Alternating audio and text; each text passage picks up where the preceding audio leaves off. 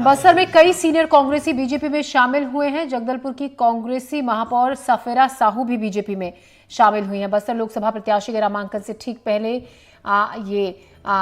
दल बदला गया है। दल बदल का काम हुआ है। 7 कांग्रेसी पार्षद भी बीजेपी में शामिल हो गए हैं। बीजापुर के कांग्रेस नेता अजय सिंह भी बीजेपी में शामिल हुए हैं। इस वक्त की बड़ी खबर, बीजापुर के कांग्रेस नेता अजय सिंह बीजेपी में शामिल हुए हैं। बस्तर के कई सीनियर कांग्रेसी बीजेपी में शामिल हुए हैं। तो दल बदल का दौर लगातार चल रहा है, जिसमें आपको बता दें कि कांग्रेस से लगातार नेताओं को जो पलायन है वो बीजेपी में हो रहा है। अब ऐसे में सवाल ये उठता है कि आखिर कांग्रेस क्यों नहीं रोक पा रही है पार्टी से छोड़कर जाने वाले लोगों को।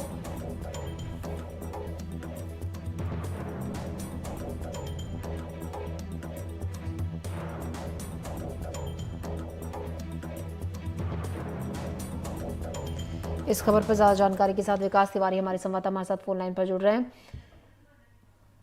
विकास, हम आपसे जानना चाहेंगे, जिस तरीके से नेताओं का पलायन का सिलसिला लगातार जारी है, कहीं ना कहीं कांग्रेस और ज्यादातर नाराज होकर जो है वो रुख कर रहे हैं बीजेपी का। देखिए, आज के डेट में ये माना जाएगा कि एक बड़ी खबर है छत्तीसगढ़ को लेकर, क्योंकि जिस तरह से पलायन का दौर जारी है। कल ही छत्तीसगढ़ के पूर्व मुख्यमंत्री भूपेश बघेल से जब ये सवाल पूछा गया था कि लोग लगातार कांग्रेस छोड़कर जा रहे हैं, तो उन्होंने कहा था कि स्लीपर सेल के लोग हैं जो कांग्रेस में रहकर भी कांग्रेस को नुकसान पहुंचा रहे थे, और अब ये लोग जा भी रहे हैं।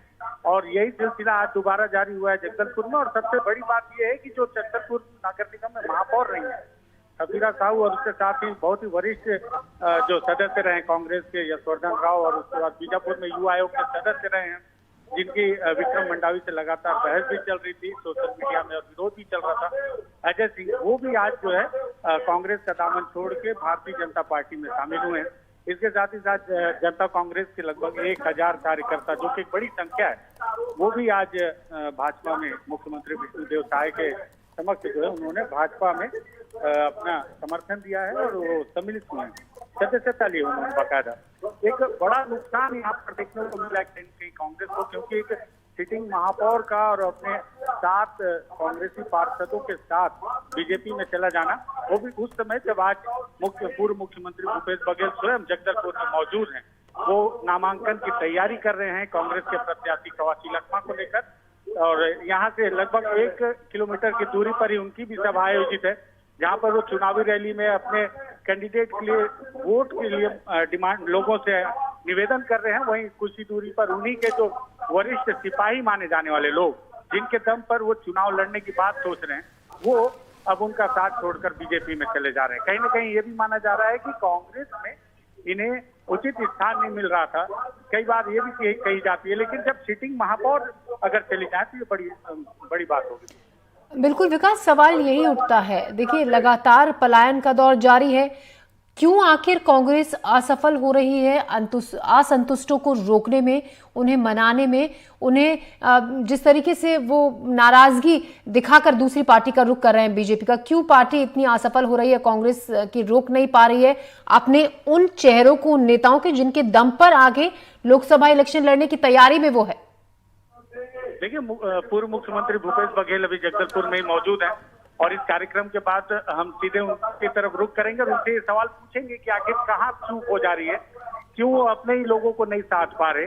आखिर जब इसके पहले जब कांग्रेस की सरकार थी, तब थोड़ी थोड़ी संख्या में, हालांकि बहुत कम मात्रा में, भाजपा के कार्यकर्ता कांग्रेस में शामिल होते थे, लेकिन जिस तरह से आज जो आंकड़ा सामने आया है, ये तो पूरी तरह से कहा जा सकता है कि बस्तर में कांग्रेस को नेस्त नाबूद कर देने वाला आंकड़ा है। और जिस तरह से जो पद है, जैसे कि महापौर और उनके जो 7 पार्षद हैं, ये बड़ा पद है। और इसके साथ ही अब ये भी माना जाएगा कि जगदलपुर नगर निगम में जिस तरह से कांग्रेस की सरकार थी, अब वो भी कहीं न कहीं कांग्रेस के हाथ से निकल गई है। और अब सीधी सी बात है, बहुमत पे भी अगर बात होगी तो सारे जो भी नियम कानून कायदे बताएंगे, क्योंकि दल बदल की क्या कानून लागू होगा, किस तरह से आगे चलकर महापौर और का चुनाव या उसको लेकर क्या कुछ समीकरण बदले गए, तो आने वाला वक्त बताएगा। लेकिन संख्या के तौर पर देखा जाए तो भाजपा बहुमत पे आ गई है, अगर सारे पार्षद बीजेपी का दामन इन्होंने थामा है। और सबसे बड़ा सवाल कि इन्हें स्लीपर सेल कहा जा रहा है पूर्व मुख्यमंत्री के द्वारा,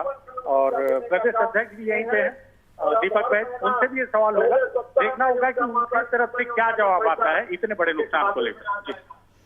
जी, तो विकास, एक बड़ा झटका एन चुनाव से पहले इसको माना जा सकता है कांग्रेस के लिए। हेलो, तो विकास, ये कहना गलत नहीं होगा कि एन चुनाव से पहले, ठीक नामांकन से पहले, ये एक बड़ा झटका कांग्रेस पार्टी के लिए है। देखिए, वाकई में बड़ा नुकसान है। सबसे पहले तो अभी तक बीजेपी ये आरोप लगा रही थी कि कांग्रेस के पास चेहरा नहीं है, कांग्रेस का दम फूल रहा है। कल अजय चंद्राकर ने बात कही थी कि कांग्रेस का दम फूल रहा है अपना प्रत्याशी घोषित करने में। अब ले देकर प्रत्याशियों की घोषणा हुई तो ऐसे में इतना बड़ा नुकसान, वो भी उनके बड़े सिपाहियों का, जो भरोसेमंद सिपाही हैं, उनका नुकसान कांग्रेस को उठाना पड़ा है। निश्चित ही तौर पर चुनाव को लेकर ये कहीं न कहीं जो कांग्रेस के कार्यकर्ता हैं, जो उनके पदाधिकारी हैं, जो उनके प्रत्याशी हैं, उनके मनोबल को तोड़ने वाली ये घटना है। उनके आत्मविश्वास के कॉन्फिडेंस लेवल को डाउन करने वाली बात हो सकती है। शुक्रिया विकास, तमाम जानकारी के लिए आपका। जबलपुर से बीजेपी प्रत्याशी आशीष दुबे ने आज अपना नामांकन दाखिल कर दिया। उन्होंने अपना नामांकन पत्र जिला निर्वाचन अधिकारी दीपक सक्सेना को सौंपा। इस मौके पर सीएम मोहन यादव और प्रदेश बीजेपी अध्यक्ष वीडी शर्मा के अलावा कैबिनेट मंत्री राकेश सिंह, कैलाश विजयवर्गीय भी मौजूद रहे। पहले चरण के मतदान के लिए नामांकन का आज आखिरी दिन है। आशीष दुबे ने नामांकन से पहले सीएम मोहन यादव से क्या कहा, आइए आपको दिखाते हैं। हमें प्रसन्नता है आज जबलपुर में नॉमिनेशन फॉर्म भरने के लिए।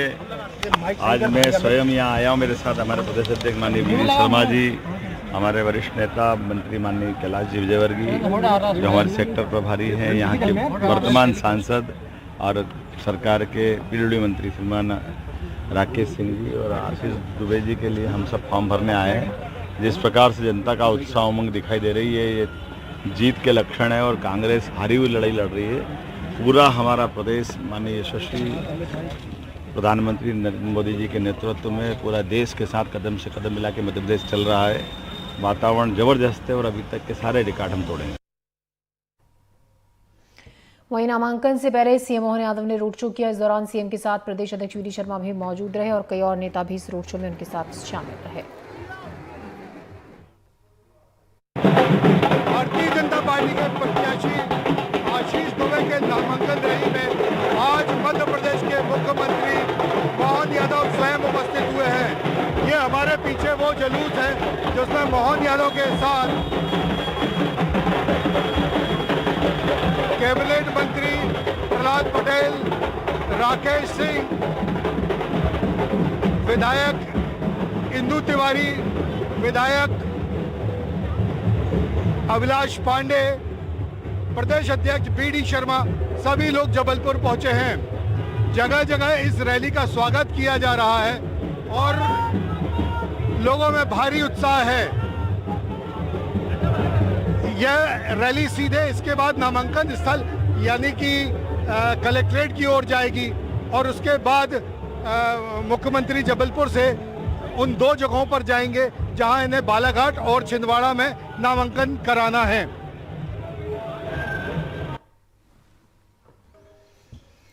सूरजपुर में स्कूटी की बैटरी चार्ज करने के दौरान एक हादसा हो गया। चार्जिंग करते हुए स्कूटी की बैटरी में ब्लास्ट हो गया। इसके बाद वहां आग लग गई। आग की चपेट में आने से एक युवती 50% से ज्यादा झुलस गई, जिसे मेडिकल कॉलेज अंबिकापुर रेफर किया गया। वहीं दमकल विभाग ने कड़ी मशक्कत के बाद आग पर काबू पाया। जानकारी के मुताबिक लड़की किराए के मकान में रहती थी, निजी कंपनी में काम करती थी। घटना सूरजपुर के चंदरपुर इलाके की है।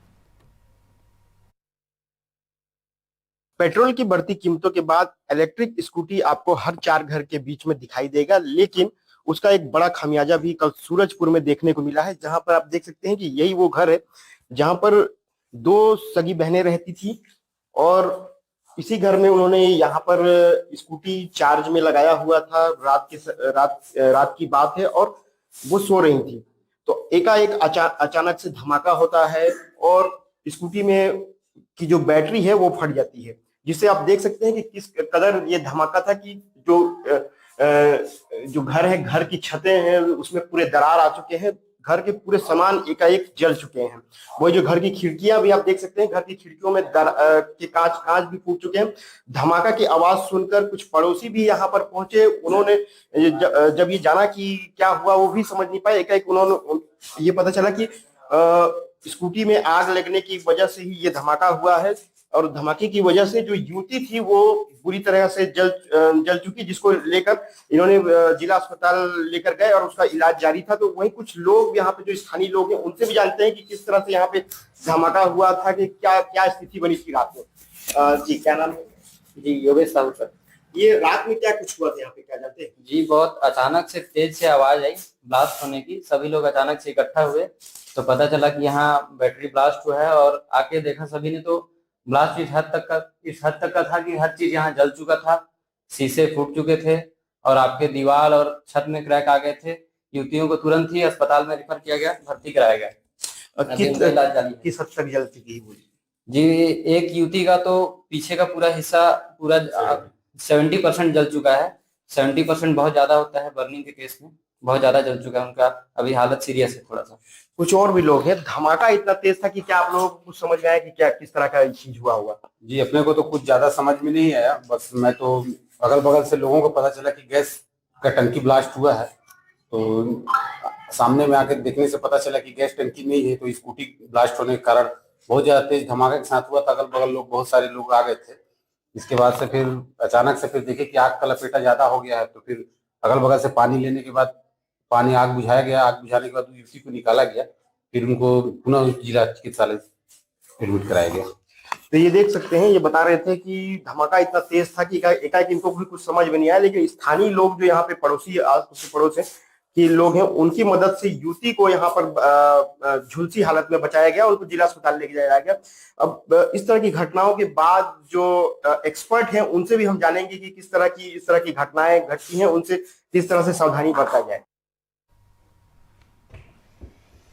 वहीं आपको बता दें, इलेक्ट्रिक स्कूटी में चार्जिंग के दौरान जिस तरीके से ये ब्लास्ट हुआ था, घटनास्थल पर एनडीटीवी की टीम पहुंची, इलेक्ट्रिक वहां पर का जायजा लिया। और इसके अलावा आपको ये भी बता दें कि इलेक्ट्रिक व्हीकल के शोरूम में वहां पर एनडीटीवी की टीम ने एक्सपर्ट से बातचीत की कि अगर इलेक्ट्रिक वाहनों का इस्तेमाल कर रहे हैं, चार्ज कर रहे हैं उसकी बैटरी, तो किन किन बातों की सावधानी बरतनी चाहिए। आइए देखते हैं कि बैटरी ब्लास्ट के बाद अभी हम मौजूद है इलेक्ट्रिक व्हीकल के शोरूम में, जहां पर हमारे साथ एक्सपर्ट भी मौजूद हैं जो ये बताएंगे कि किस तरह की सावधानियां बरतने की जरूरत है इस तरह के व्हीकल्स को रखने के बाद बैटरी चार्जिंग के दौरान। जी क्या नाम है? मेरा नाम दीपक है। ये कि ये दुकान कब से संचालित है? साल भर हो गया है। ये कि जो बैटरी होती है उसको चार्जिंग करने के दौरान किस तरह की सावधानी रखने की जरूरत होती है और ताकि ये दुर्घटना से बच सके। जैसे हम चार्ज लगाते हैं गाड़ी पे, तो जैसे गाड़ी चला के आ रहे हैं हम, तो तुरंत उसको चार्ज नहीं लगाना है, उसको 10 मिनट रेस्ट देने के बाद ही गाड़ी को चार्ज में लगाना है। तो जैसे चार्ज हो जाएगा 3 से 4.5 घंटा में चार्ज हो जाता है। 3 से 4.5 घंटा के बाद जब भी हम चार्ज से निकालेंगे तो तुरंत गाड़ी को नहीं चलाना है। 10 मिनट रेस्ट देने के बाद गाड़ी को जो बैटरी है वो ताकि हल्का ठंडा हो जाए, उसके बाद ही गाड़ी चलाना है 10 मिनट। और किस तरह की सावधानी, क्या रात में बैटरी को लगाकर छोड़ देना चाहिए, ऐसा कुछ है क्या? जी ऐसा है। जैसे हम लोग का स्कूटी में है, इसमें ऑटो कटअप चार्ज है, इसमें हम लगा के रात में ही छोड़ देंगे तो इससे कोई दिक्कत नहीं है। और कुछ स्कूटी ऐसा होता है जिसमें ऑटो कटअप चार्ज नहीं होता है, जिससे चार्ज में लगाने से समझ सकते हैं ब्लास्ट वगैरह कोई भी हो सकता है। तो दुर्घटनाओं से बचने के लिए लोगों से क्या अपील करेंगे? दुर्घटनाओं से बचने के लिए वही जो हम लोग का एम्पियर स्कूटी शोरूम है, ये made in India Bharat company है, इसमें ऑटो कटअप चार्ज करने का व्यवस्था दिया गया है। जैसे चार्ज लगाते हैं, ये दिखाते हैं, इसमें एक फैन है, देखिए इसमें चार्ज में फैन लगा हुआ है, जिससे जो बैटरी है और ये चार्जर गर्म नहीं होगा, ये ऑटो कटअप चार्ज होगा, इससे कोई दिक्कत नहीं होगा। इसमें फैन लगा हुआ है। इससे क्या बैटरी ब्लास्ट होने की संभावना कम नहीं, इसमें बैटरी ब्लास्ट होने का संभावना ही नहीं है, 1% भी नहीं है। तो देख सकते हैं, ये थे एक्सपर्ट जो ये बता रहे थे ऑटो कटअप चार्जिंग की व्यवस्था अगर हो तो उसमें बैटरी के ब्लास्ट होने की या दुर्घटनाएं होने की संभावनाएं कम होती हैं। हालांकि हम लोगों को जो भी इलेक्ट्रिक व्हीकल के उपयोग करते हैं उनको बेहद सावधानी बरतने की जरूरत है कि हम कब चार्ज करते हैं, कब चार्ज नहीं करते हैं, और इस तरह से अगर सावधानी बरतेंगे तो दुर्घटनाओं से निश्चित रूप से बच सकेंगे। इमाम हसन, एनडीटीवी, सूरजपुर। बिहार में भूचाला सर्वे का 6वां दिन है। अभी तक भूचाला के पिछले हिस्से में करीब 10 फीट की खुदाई का काम हो चुका है। सूत्रों की माने तो 15 से 20 फीट नीचे हो सकती है नींव से मिले अवशेषों का सैंपल लेकर भोजशाला की उम्र पता लगाने की कोशिश की जाएगी। आपको ये भी बता दें कि करीब 25 मजदूर भोजशाला की खुदाई में लगे हुए हैं।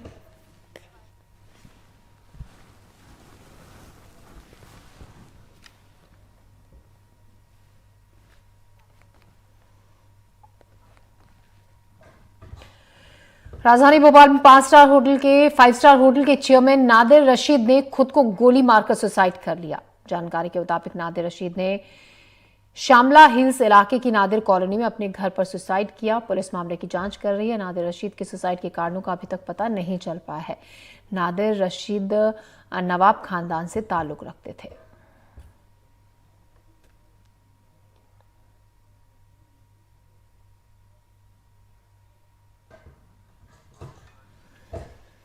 ग्वालियर की जिवाजी विश्वविद्यालय का नया कारनामा सामने आया है। दरअसल यूनिवर्सिटी की साइंस कॉलेज में परीक्षा की तारीख से पहले ही पेपर लीक हो गया। दरअसल 18 मार्च से जिवाजी विश्वविद्यालय की परीक्षाएं होनी थी। 3 दिन पहले यानी कि 15 मार्च को परीक्षा की नई तारीख घोषित कर दी और परीक्षा 27 और 28 मार्च को रखी गई, लेकिन कॉलेज ने 18 मार्च यानी कि पुरानी परीक्षा की तारीख पर एग्जाम खोल दिया, जिसका खुलासा अब हुआ। इस बड़ी लापरवाही पर कॉलेज की तरफ से ये तर्क दिया गया कि उन्हें नई तारीखों की जानकारी नहीं थी और कॉलेज ने इसकी वजह लाइट का ना होना बताया। लेकिन जब इसकी जांच की गई तो बिजली विभाग के कटआउट में साइंस कॉलेज का नाम तक नहीं था। मामले का खुलासा होने के बाद परीक्षा की जो तारीख है वो फिर से बदल दी गई है। इसकी सूचना शाम को हमारे यहाँ नहीं ओपन हो पाई। जब वो आई थी मतलब तब तक कार्यालय बंद हो चुका था। 16 और 17 तारीख को दोनों का शासकीय अवकाश था। 18 तारीख को सुबह हम जब मेल देखते हैं तो 18 तारीख को हमारे यहाँ करीब 10 बजे से लेकर के और 2 बजे 10 बजे से बल्कि पहले से ही लाइट की कटौती थी और वो 2 बजे लाइट हमारे यहाँ आई। तो उस बीच में हम कोई नेट और उसका व्यवस्था नहीं कर पाए और हमारे यहाँ पेपर उसका खुल गया। जब हमारे संज्ञान में 2 बजे लाइट आने के बाद ये सब आया तो हमने उसको तत्काल रुकवाया। कट चुका था पेपर और विश्वविद्यालय को इसकी सूचना दे दी, मतलब मौखिक भी दी और लिखित में भी दी। पेपर जो पहले खुल गया उसका जो कुलपति जी के और विश्वविद्यालय प्रबंधन के संज्ञान में मामला आ गया है। इस मामले को लेकर एक साइंस कॉलेज को स्पष्टीकरण देने हेतु नोटिस जारी किया गया है और उसमें जैसे जब उसका स्पष्टीकरण का जवाब आ जाएगा तो उस पर एक कुलपति जी इसको संज्ञान में लेके उसमें देखेंगे कि उन्होंने किन हालातों में किन कारणों से ये पेपर पहले खुला हुआ है, उसकी जांच की जाएगी। उसके बाद अगर कुछ बनता है और कुछ ऐसा संज्ञान में आता है तो उसकी जांच कमेटी बनाकर प्रॉपर उसकी जांच कराई जाएगी और जो भी उसमें निर्णय होगा वो बाद में पता चलेगा। छतरपुर जिले में बीएसपी नेता महेंद्र गुप्ता की हत्या के आरोपी के खिलाफ प्रशासन ने बुलडोजर कार्रवाई की। पुलिस ने आरोपी द्वारा ईशानगर कस्बे के मुख्य बाजार में अवैध रूप से बनाई गई दुकानों के खिलाफ कार्रवाई करते हुए बुलडोजर चलाया। हत्या सहित कई मामलों में फरार चल रहा था आरोपी रानू राजा, जिसके अवैध ठिकानों पर प्रशासन ने बुलडोजर कार्रवाई की।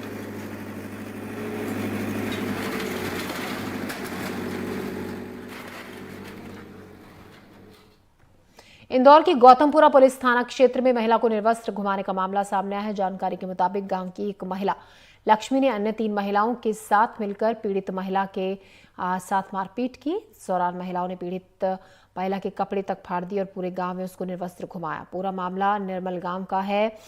पुलिस ने आरोपी महिलाओं पर केस दर्ज कर जांच शुरू कर दी है और उन्हें गिरफ्तार कर लिया गया है।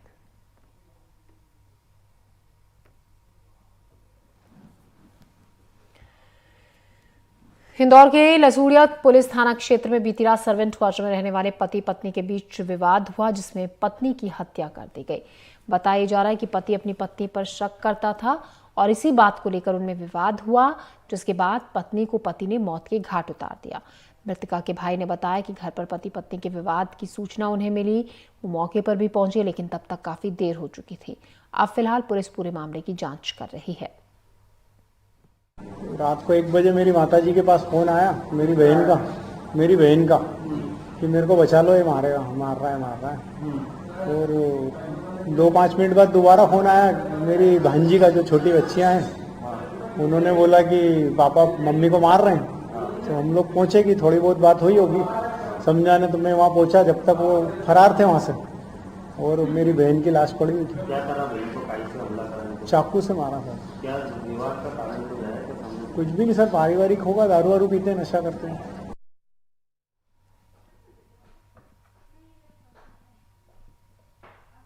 अनूपपुर जिले में एक बार फिर से तेज रफ्तार का कहर देखने को मिला। यहां जिले में अनियंत्रित होकर एक तेज रफ्तार पिकअप वाहन पलट गया। अमरकंटक मार्ग पर नोन घाटी के पास ये घटना हुई।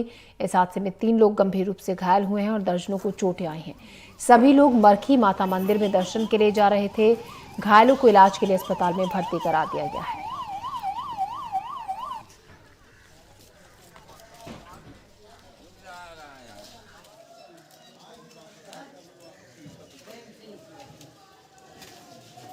एक तो गाय मतलब पुल के उस पार मतलब आया तो वो गाय को बचाने मतलब वो गाड़ी वहीं से फिर बहते ऐसे होते मतलब आके यहाँ पलट गया। पिकअप पलट गया। कितने लोग उसमें थे? 17-18 लोग थे। कौन कौन घायल हुए? कितने लोग घायल हुए? 6-7 लोग घायल हुए, बहुत ज्यादा। छत्तीसगढ़ प्रदेश के आम ग्रामीणों के रोजगार के साधनों में से एक मछली पालन एक मुख्य काम माना जाता है और यही कारण है कि छत्तीसगढ़ प्रदेश पूरे देश में मछली पालन और मछली बीज उत्पादन करने में चौथे नंबर पर है। लेकिन इन सब के बीच आदिवासी बहुल सरगुजा जिले में मछली पालन विभाग इन दिनों खस्ताहाल स्थिति में है। अंबिकापुर के नजदीक मत्स्य ग्राम दरिमा में विभाग का मछली बीज उत्पादन केंद्र है जो बदतर हाल में है। मत्स्य पालन के लिए सरकार ने लगभग 22 तालाबों का निर्माण कई साल पहले कराया था और यही नहीं, इन तालाबों में ताजा पानी समय पर पहुंचे इसके लिए बाकायदा कैनाल से इन्हें जोड़ा भी गया। लेकिन विभाग की उदासीनता के कारण ये तालाब इन दिनों बदहाल है। तालाब के चारों तरफ गंदगी है, खरपतवार के पौधे भी जम गए हैं।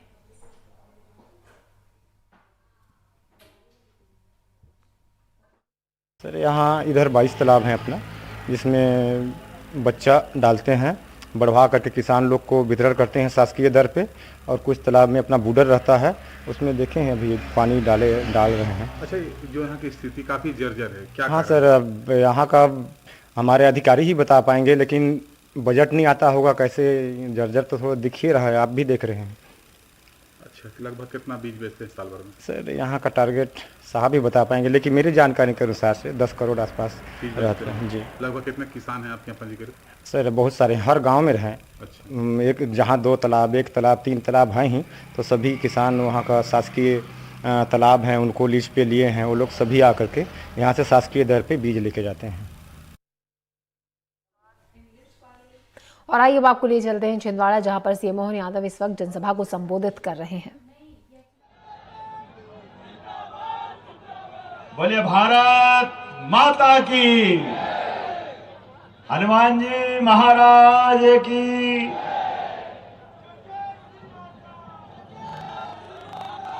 महाकाल इधर से बोले तो फिर सभी का आवाज आना चाहिए।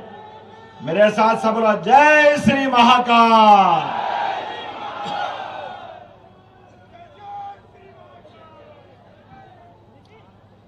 हम सबका सौभाग्य है चुनाव की इस बेला में आज नॉमिनेशन फॉर्म भरने का आखिरी दिन है और पहले चरण के 6 लोकसभा क्षेत्र के नॉमिनेशन फॉर्म में हमने कोशिश की कि हमारे अपने प्रत्याशी के साथ हमको खड़े होना चाहिए।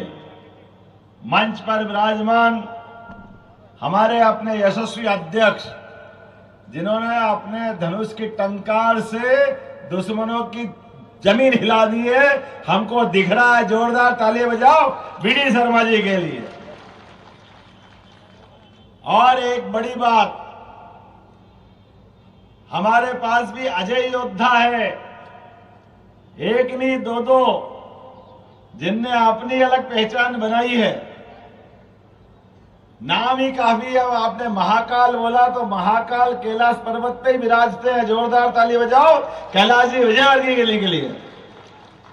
जीवन में जो भी चुनाव लड़ा या लड़ाया, कभी पीछे नहीं हटे, हमेशा परमात्मा ने यश दिया और जीत के निकले। जोरदार तालियां इस बात की। अभी वो छिंदवाड़ा में अपना चिमटा गाड़ करके कार्यकर्ताओं के साथ खड़े पूरे चुनाव तक के लिए। जोरदार ताली बजाओ। इसलिए छिंदवाड़ा अब कोई हमको चिंता की बात नहीं। श्रीमान प्रहलाद जी पटेल, ग्रामीण विकास मंत्री, चट्टान की तरह लड़ने भिड़ने अड़ने में उनका कोई मुकाबला नहीं। सरकार की व्यवस्थाओं के साथ